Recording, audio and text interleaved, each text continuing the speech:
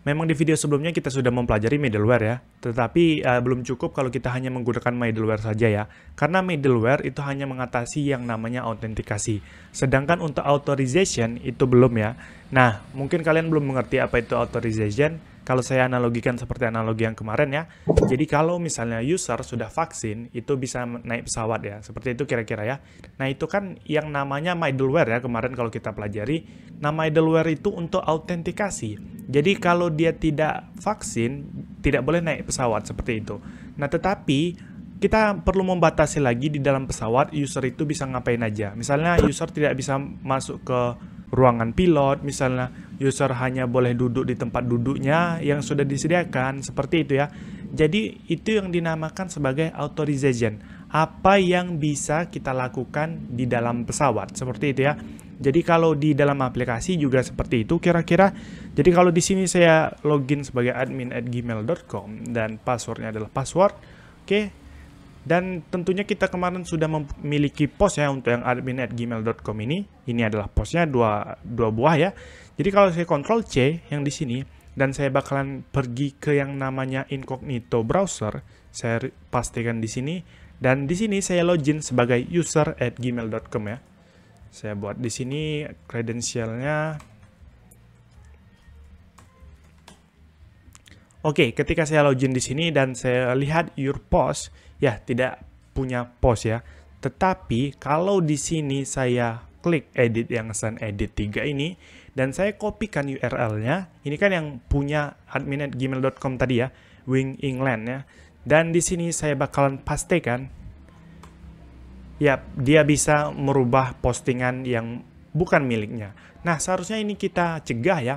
Jadi untuk mencegahnya itu kita sekali lagi menggunakan authorization ya, bukan autentikasi. Kalau kemarin middleware untuk autentikasi, sekarang kita bakalan belajar yang namanya policy untuk authorization ya.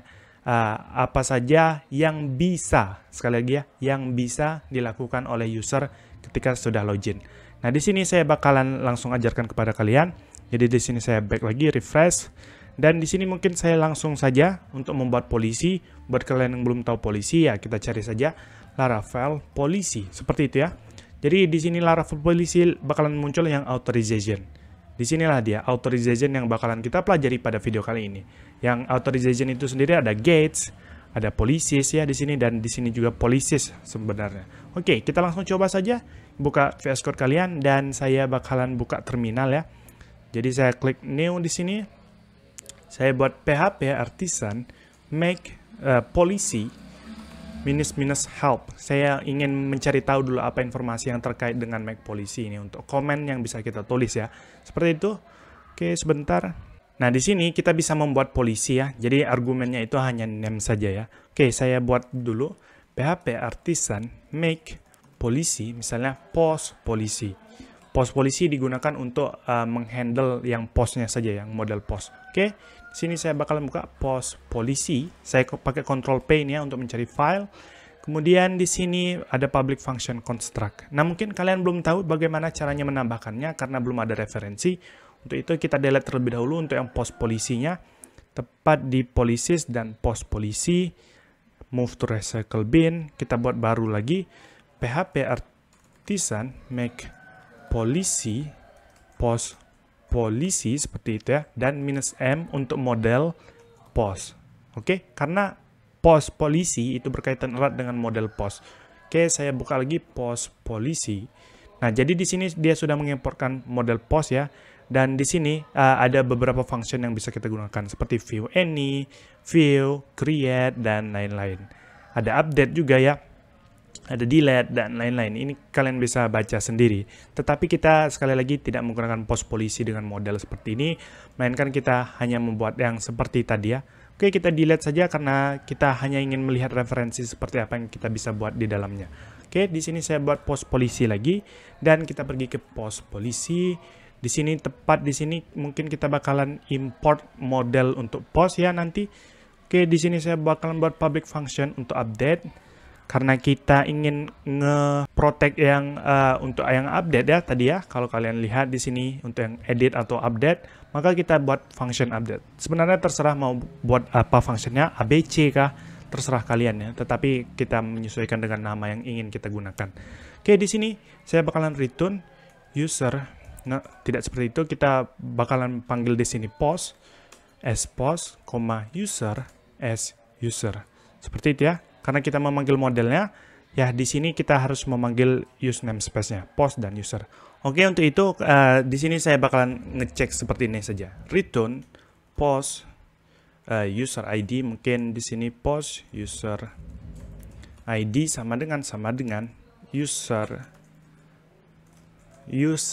ID. Jadi kalau user ID sama dengan post user ID, maka ini return true ya. Kalau tidak sama dengan, maka ini bakalan false. Seperti itu saja, true dan false ya. Jadi ini bakalan berhasil nantinya. Nah, mungkin ini langsung kita taruh, kita daftarkan terlebih dahulu, karena ketika kita membuat polisi, kita wajib mendaftarkannya. Jadi kita bisa mendaftarkannya di app providers, dan di sini ada out service provider. Di sini ada yang namanya protected policies, dan di sini kita bakalan uncomment terlebih dahulu, dan app models kita buat post, dan model polisinya saya Ctrl D di sini biar sekaligus diubah ya. Saya buat post saja di sini. Jadi app model post itu polisinya adalah post polisi. Nah, ini nanti bakalan saya jelaskan lebih lanjut ya, lebih detail. Mungkin kalian agak pusing ketika saya membuat seperti ini. Intinya di sini kita mendaftarkan post model ke post polisi. Dan di sini bagaimana cara menggunakannya? Karena kita baru membuat seperti ini dan kita mendaftarkannya di out service provider ya. Kalau saya refresh lagi di sini, ini adalah Ali De Jesus ya, yang user@gmail.com tadi. Ya, kalau saya refresh seperti ini, dia masih bisa mengakses halaman ini ya. Ya, yang harusnya tidak bisa. Nah, untuk mencegahnya kita bisa pergi ke post controller edit ya. Jadi kita pergi ke post controller. Di sini ada yang namanya edit. Oke, edit untuk menampilkan halaman ini. Jadi kita bisa proteksi dia menggunakan this authorize seperti ini ya. Apa nama authorize-nya? Yaitu adalah update. Kemudian di sini kita kasih $post karena argumennya kita menggunakan post di sini ya. Di sini kita menggunakan argumen post. Oke, seperti itu kira-kira. Dan di sini update adalah nama dari function ini. Kita refresh browser. Saya yakin ini bakalan error. Ya, karena apa error? Argumen 1 pass to app policies post policy update. Jadi sebenarnya untuk argumennya itu kita tidak boleh menuliskan seperti ini ya. Post as post dan user as user, melainkan kita harus membuat user terlebih dahulu. Kenapa? Karena kalau kita buat lagi di sini misalnya PHP artisan make policy, saya buatnya langsung di terminal VS Code ya.